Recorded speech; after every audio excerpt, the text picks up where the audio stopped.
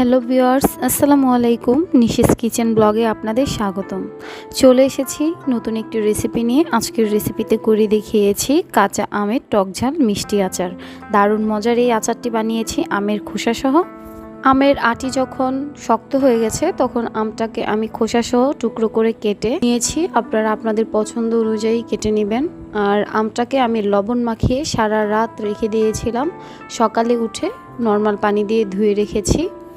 হাতে সময় কম থাকলে ৩-৪ ঘন্টা লবণ মাখিয়ে রেখেও আচারটা বানাতে পারবেন। তাহলে চলুন রেসিপিতে চলে যাচ্ছি। কড়াইয়ে আমি ২৫০ গ্রামের চাইতে সামান্য বেশি সরিষার তেল দিয়েছি। গরম হয়ে এলে এতে ১ চা চামচ দিয়েছি পাঁচফোড়ন, দিয়ে দিচ্ছি ৩-৪টা শুকনো মরিচ, ২ টেবিল চামচ রসুন বাটা দিচ্ছি।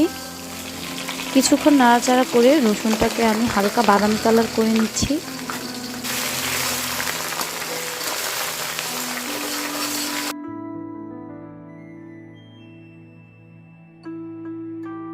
রসুন ভাজা হয়ে গেলে আমি টুকরো করা আমগুলো দিয়ে কিছুক্ষণ ভেজে নিব।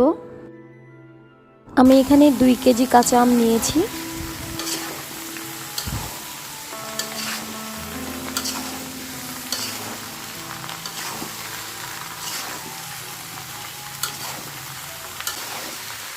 আমি আবারও ১ চা চামচ কাঁচা রসুন বাটা দিয়েছি, ভিডিওটা স্কিপ হয়ে গেছে।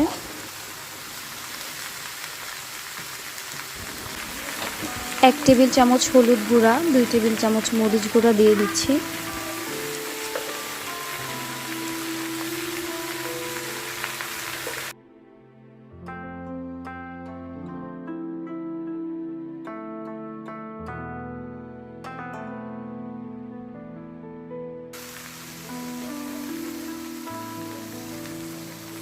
পরিমাণ মতো লবণ,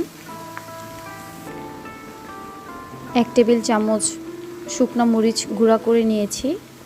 ১ টেবিল চামচ দিয়ে দিব আবার পাঁচফোড়নের গুঁড়া।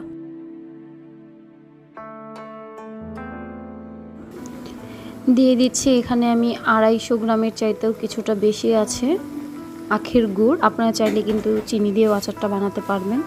এই তো এবার সবগুলো মশলা খুব ভালোভাবে আমি মিশিয়ে নিয়েছি। আর ২ টেবিল চামচ পরিমাণ আমি দিয়ে দিচ্ছি এখানে এবার চুলার আঁচটা একদম লোতে রেখে আমি কিছুক্ষণ পর পর নাড়াচাড়া করে মিশিয়ে দিব। আর উপরে তেলটা ভেসে উঠবে, আস্তে আমের কালারটাও চেঞ্জ হয়ে যাবে। আচারের কালার অনেকটাই পরিবর্তন হয়ে গেছে, অনেকটা ব্রাউন কালার হয়ে গেছে। এতে আবারও আমি কিছুটা পাঁচফোড়নের গুঁড়া আর ১ চা চামচ দিয়ে দিচ্ছি এখানে মরিচ গুঁড়া। এই তো আবারও ভালোভাবে আমি মিশিয়ে নিচ্ছি। এই তো নাড়াচাড়া করে মিশিয়ে নিলেই তৈরি হয়ে গেল কাঁচা আমের খোসাসহ টকঝাল মিষ্টি আচার। এই রেসিপিটা কিন্তু এই গরম অবস্থাতে খেতেও অনেক বেশি মজা। আর চাইলে এই আচারটা রোদে দিয়ে কাচের বয়মে আরও সরিষার তেল দিয়ে ডুবিয়েও রাখতে পারবেন। এভাবে সংরক্ষণ করা যায় দীর্ঘদিন। আর আরেকটা পদ্ধতি হচ্ছে আচারটাকে ভালোভাবে একটা ট্রেতে মেলে দিয়ে মচমচে করে রোদে শুকিয়েও রাখতে পারবেন। আমের খোসাসহ টকঝাল মিষ্টি আচার কেমন লাগলো অবশ্যই কমেন্ট করে জানিয়ে দিবেন। ধন্যবাদ সবাইকে পুরো ভিডিওটি দেখার জন্য। আজকের মতো এই পর্যন্তই। চলে আসবো আবারও নতুন কোনো রেসিপি নিয়ে। আল্লাহ হাফেজ, আসসালামু আলাইকুম।